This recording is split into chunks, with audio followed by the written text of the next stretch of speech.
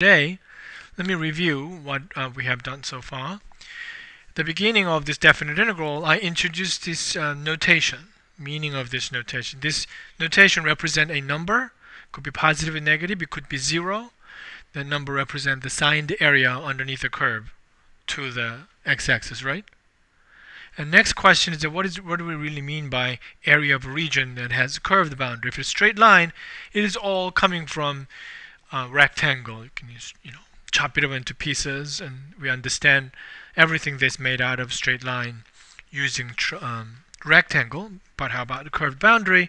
So that was tricky. So that we worked on all this Riemann sum to give a definition of a meaning, a mathematical definition of the area of a region. And in that, we want to give a good definition. So we had to consider all partition, all sorts of different partition, and all sorts of different way of choosing height points. Then you increase this number of division, and they're going some number depending on how you divide it up. The partition method can change, but even if it is partition method is changing, if it's independent of how you're partitioning it forever, if it is all the same number, then that must be the property we have to use to define it here.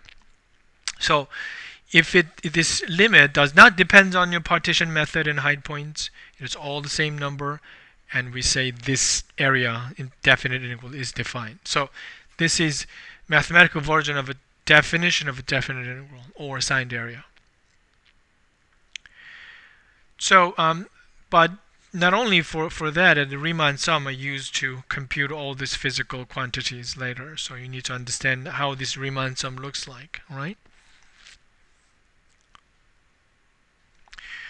In the differential calculus, we started with the rate of change, and to connecting to the tangent line in xy coordinate system, I don't think that was hard. Rate of change, you look at slopes and all that, that was fairly simple. And I was claiming that antiderivative is something you consider in a physics problem. If there is this connection, physics problem, geometry problem. Here's a physics problem, antiderivative. And what could be the good geometry problem that is nicely related to that? And I said it's area. And before even we connect these two things, we just have to deal with it. What do we mean by area of the curved boundary? And that's what we have done.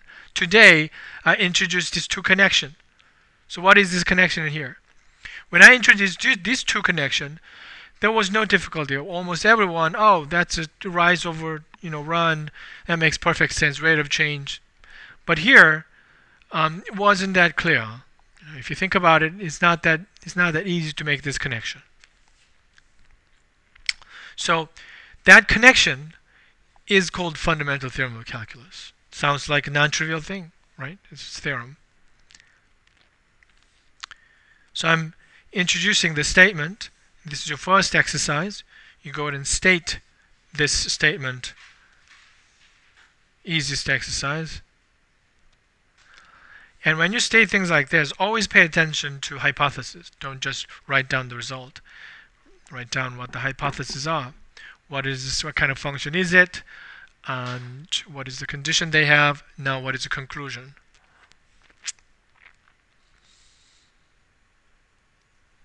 Right. So what other kind of conditions we have here? What kind of condition are we imposing on f? Continuous, right? Do you remember why this one requires continuous function? And differentiable in what? I couldn't hear the last sentence. Right. So, but what is it? Where is this used in here? Why is this differentiable important?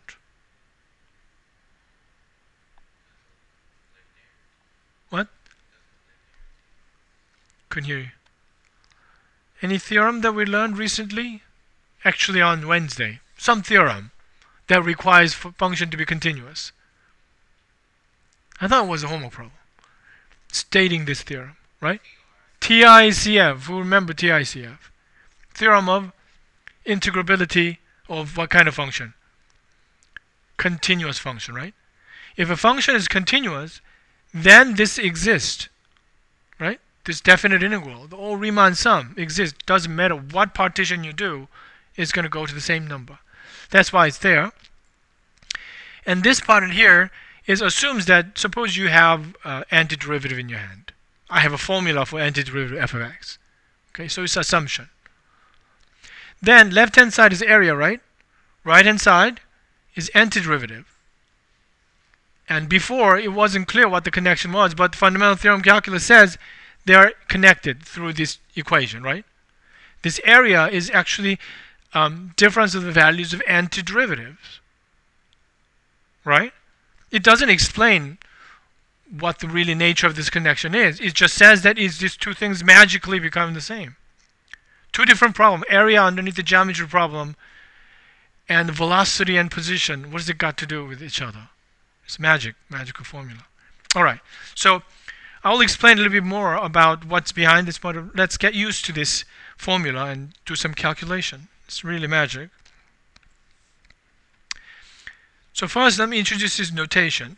FB minus FA, that's what you saw in the right-hand side of fundamental theorem of calculus. And I'm going to denote it like this. The formula with x in it, and write down a and b, top and bottom like that. Sometimes this formula involved mu and y and z.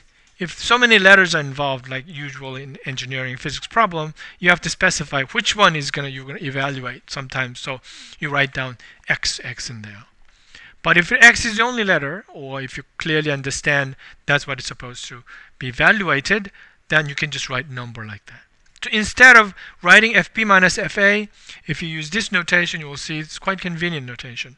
Why? Because it enjoys linearity as well.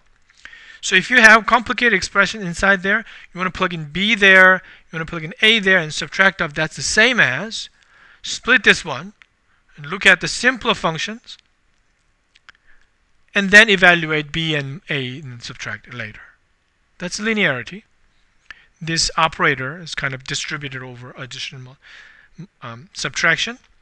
Scalar multiplication is there, and this can be pulled outside and do the simpler function b minus a stuff, then multiply c later. These are linearity, right?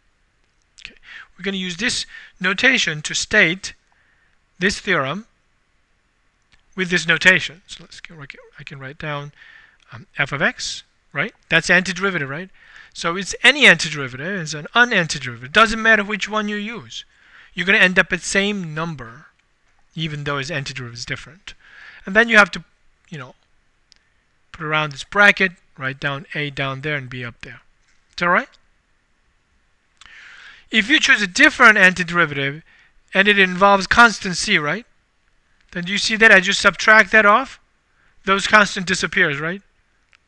So it doesn't matter which constant you choose. You will always end up at same number. That's what they mean by any antiderivative you're choosing. Anything you want, and then it's going to end up the same number. So fundamental theorem of calculus, part 2, is going to be stated in slightly different like this, dx, and this is antiderivative f of x, right? And evaluate a, b. So that's same thing with the notation involved. Okay? So how is the fundamental theorem of calculus part 1 looks like? It states the same thing, but it's a stronger condition.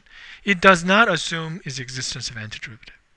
It explains itself that there is always an antiderivative. But most of the time, if I have random function picked up in the bag of all functions, then the chances are that antiderivative is not computable. For example, we cannot compute square root 2 to any precision. It's always approximation, right? Therefore, we just use this notation, square root 2. This is not really a number, right? We use approximation to deal with it. So you can't really compute square root to the precisely, just an approximation. So computability is that square root 2 can be computed, but it exists, right? In the number line, there is. Do you know how it exists? This is one way to understand. If you construct one by one right triangle, there is diagonal there, right? But what is this diagonal? Square root 2. So it exists. In our mind, there is a square root 2 right there. But we cannot compute it. We cannot compute it into decimal number. Just like that. Antiderivative exists for any continuous function, but it cannot be computed. Some of them cannot be computed. And, x squared, you can compute it. Sine x, you can compute it, right? But if you mix up the function, there's no way you can compute it. But how do you know it exists, antiderivative? Fundamental theorem of calculus part 1 will tell you it actually exists. You cannot compute it, but it exists like this one in here. Okay? So that's too much. It's too much theoretical stuff. This is very neat. It tells you how to compute it. So we're going to focus on this one. So let me give you one first example and show you how to use this one. But for example, let's try with this one. Here's f of x, the 4x minus x squared, and here's a Riemann sum. This Riemann sum is computing definite integral, right? And the answer here is 9. This Riemann sum is this one. If you send n to infinity, that's a 0. That's a 0. Therefore, it approaches 9. So we computed the definite integral of this one, 1 to 4, being 9. Let's see what this fundamental theorem of calculus 2 says. This one in here, 1 to 4, 4x minus x squared. So here it is.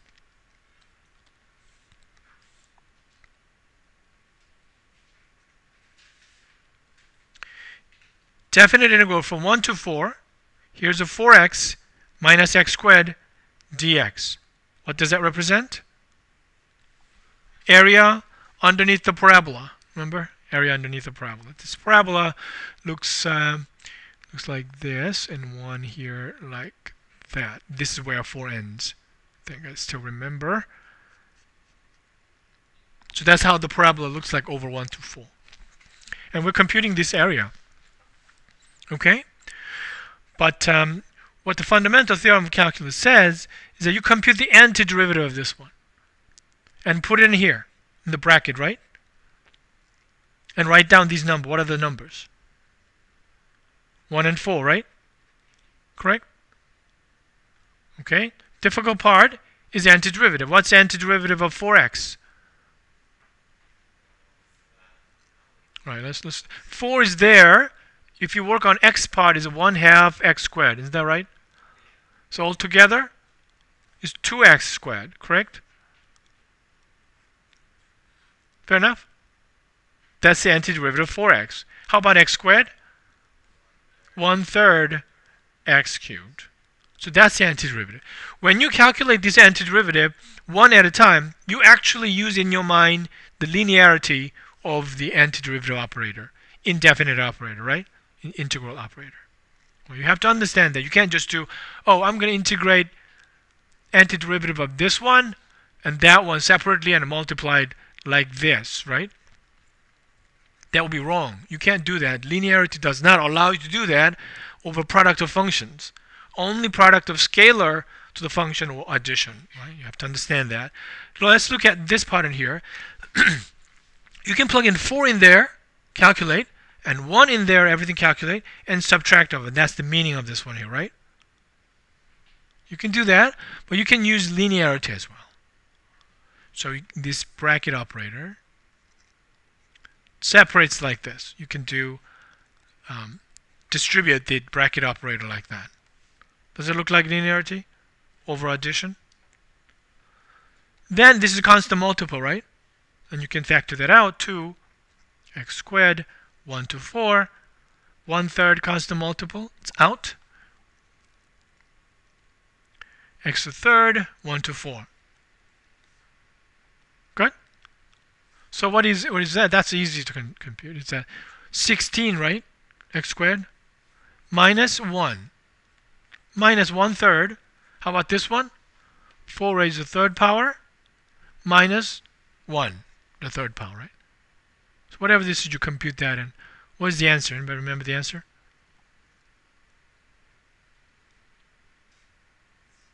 9. Remember? I showed you the this one here is 9. It's supposed to be the same if the theorem is correct, right? 9 was the answer. But if you actually compute that number, it's supposed to be 9. All right? Thumbs up? This is pretty cool. So let's see.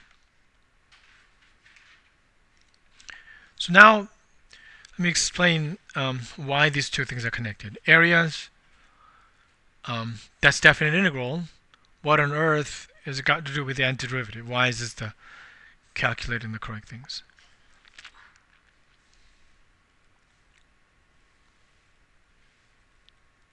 Okay, so right hand side, well, discovering of course takes time, and in my opinion, if you look at the physical side and the physics side, there was motivation there how they're going to discover this one, but let's not forget about how they discovered it, just to verify what they have there is correct.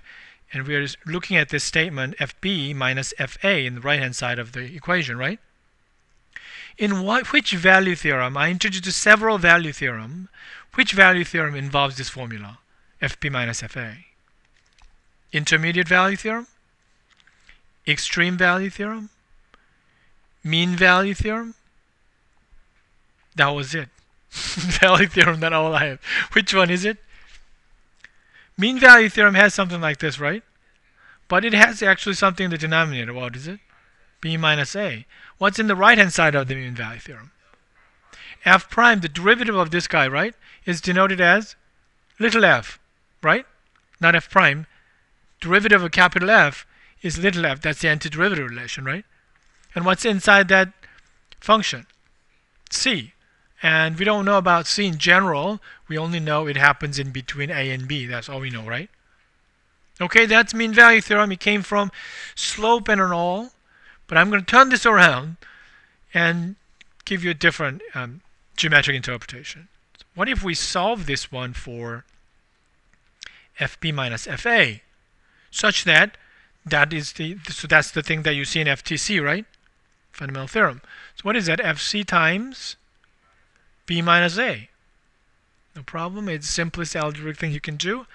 Now I can give you a little bit of geometric interpretation of this one. So I'm going to x-axis, put A and B there, and I choose a point C. I don't know where, but it is somewhere in there, right? And you go up to find the function value FC, right? Y equals FC.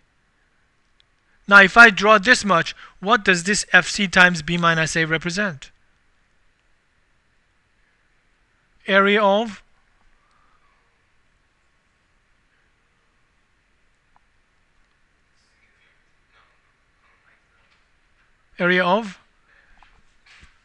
that rectangle right there I just sketched, right? From A to B, that's B minus A, right? What is the height? FC. You plug in C into F, that's FC, right? We've been doing that a lot with the Riemann sum. So what is the meaning of right hand side? Area of some rectangle. There is a connection. First connection made. Oh, there's area, and that is actually antiderivative of some value. All right? So we entered the first connection in there. All right. Now this actually function goes like this. Suppose this is actually how function passes through. What this one says, what the fundamental theorem of calculus, part 2 says, this one is supposed to be area, right? Area underneath this curve. But right hand side is not this area underneath the curve. Right hand side is this area of this rectangle, right? But fundamental theorem says they're exactly equal. How can that happen? This overestimate and its underestimate is exactly equal, right? We talked about this before. So if you choose that point, this mean value theorem actually became this intermediate value theorem that I argued before. Does that make sense? So that's the first connection I made. Antiderivative versus area that is connected. Right? From there, the next thing is a clever setup. You don't immediately go from here to next step. Next step is very, very clever setup, but it is connection that you can explain easily. Here's an antiderivative, here's area. Okay? All right. Next thing is the following. If you are looking at graph like this, A to B, the area underneath it they're claiming is equal to capital FB minus capital FA. And if that's true, that should be true for any partition as well. So I'm going to look at regular partition. Then each creates this horizontal and vertical line. And I'm not going to draw rectangles here. This bound is the curvy bound here. All right? So according to the claim, the area underneath this thing, area underneath this first strip, is f of x1 minus f of x0. Would you agree on that one? Here, that's the first one is x0. If you look at x1 minus x0, I mean in between x1 and x0, if their claim is correct, this is supposed to measure area of that one, right? Okay, and let's look at the next one. F of x2, the second interval, and left endpoint is x1, right? This measure area of the second strip, right? Still the top is curvy bound. I'm not claiming that this is the area, I'm just considering this one, right? And you keep doing that until you hit the last interval, which is f of xn minus f of xn minus 1, right? What do you think it's supposed to be if their claim is correct? Adding all these areas in here, the same as fb minus fa, right? If you add them all together. But that fact can be verified without making the connection to area. So here's what happened. fx1 minus fx0, that's the first term, right? I'm going to write it underneath it, f of x2 minus f of x1. Do you see this diagonally? They're the same number with the opposite sign. So as you add, this is going to cancel out, right? And let's do one more time. F of x3 minus f of x2. Diagonally, they cancel out, right? And if you keep doing that, I hope you believe that this second term in here, there will be upward diagonal to the left, same opposite sign, they cancel out, right? So if you add them all up, what survives? All this diagonal part cancels, right? Only thing that survives, this one, it does not have any diagonal term down there, so f of xn survives, right? And this one does not have diagonal term up there, so that one survives. That one is just pure algebraic fact. It has nothing to do with area or anything. Correct? Yeah. So what is known different name of xn? B. F of b. What is different name of x0? A is f of a. Or if you add them all up, all intermediate thing cancels, become fba minus fa, which is also verified from their claims as well. Now that's the right hand side, and I'm going to set this one over here, and there's this magic happen now. In the left hand side, I want you to look at it here and apply MVT to this function and the interval x0, x1. Right? So what is the content, what is the conclusion of mean value theorem? F of x1, right? Minus f of x0 divided by x1 minus x0 is equal to derivative of f, so is a little f, right? Of c, right? But what could be a good notation that is in between x1 and x0, and then you don't know what it is? What is a good notation? X sub c, x sub x. We've been using this notation a lot recently, last class. Something in between those two bound. Something in between x0 and x1. What was that? x1 star. We don't know what that is, but it's in between. That was notation, right? So rather than using c, let's use that one. How about this one? Do you know the good notation for that one? x1 minus x0?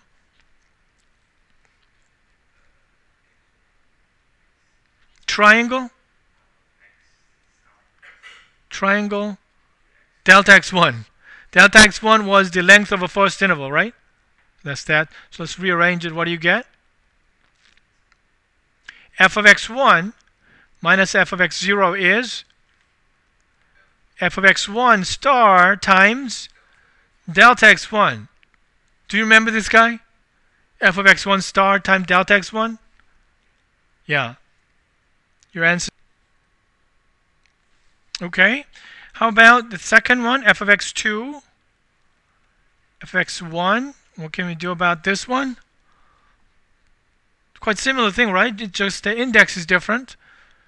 So what would you say? F of x2 star times delta x2, right? But I chose a regular partition. So we can use, instead of this thing is all the same, regular partition, right?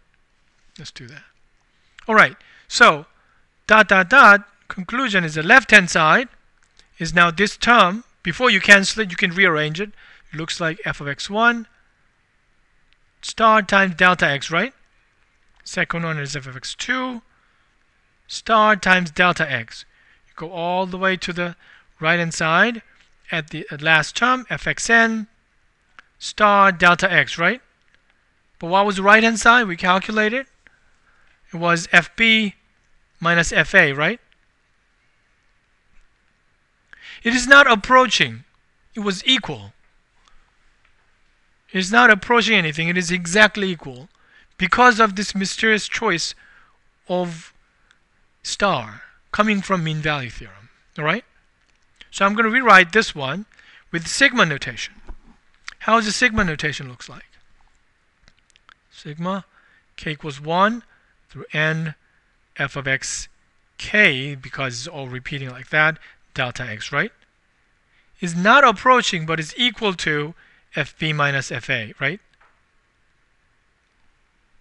This is a strange part of this equation. Now, this is a partition method, regular partition method, the regular partition method. Height points we don't understand, but we know there exist these choices of x stars such that these two things are exactly equal. If I choose n equals 10, this is equal to this number. If I choose n equals 100, this is equal to that number again. If you usually look at this sum, and if you're given height points, as I change this n, you usually expect this number changes a little bit every time you increase n, right? But there is this weird choice of xk star such that as you increase this n, it does not change. It is always this number, independent of n. So, of n. Seemingly, it looks like it's depending on n. So if you keep changing this value, if it is always this number, let's say it's 4, always 4, what would you say the limit of the left-hand side? When n equals 10 is 4. When n equals 100 is 4. When n equals 1000 is 4 again. When n equals billion is still 4 again. And what is the limit of this thing as n approaches infinity? 4, right? It's the easiest limit you can ever imagine. So because of that, you write down limit n approaches infinity of this Riemann sum. I hope you realize this is a Riemann sum now, is equal to this constant. But because of the theorem of integrability of continuous function, this particular one with the regular Riemann sum with the interesting choice, mysterious choice of xk star is supposed to go to where? The definite integral, right? Therefore, this thing is equal to fb minus fa.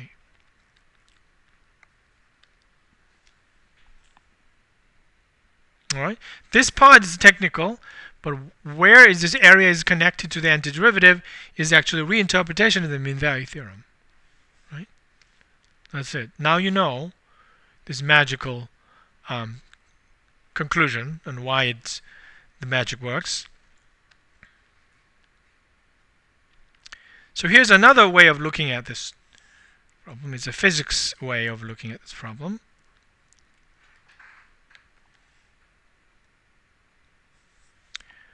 So get here is a vt, the velocity is given. Here's the height, the ground level. Maybe that's s-axis. They use s for the vertical height, s equals 0. Maybe it was here, thrown at here. Thrown upward, its velocity is given by this formula, negative 32 plus 20. At the beginning, when t equals 0, is a positive 20, right? So it was going up. That's where t equals 0. At the beginning, it was thrown there. And they want you to interpret this meaning. Definite integral of 0 to 1 vt dt. What is the meaning of this one? Area underneath the vt, right? That's the meaning of this very thing. But by fundamental theorem of calculus, what does that mean? Can you find an antiderivative of vt? Not in terms of formula, but in terms of physics. physics quantity. What is antiderivative Vt? Position, that's right. But that's one antiderivative, right? But there are more antiderivative that is not equal to the position. But one antiderivative is enough to do this problem. So you can do st 0 to 1, right?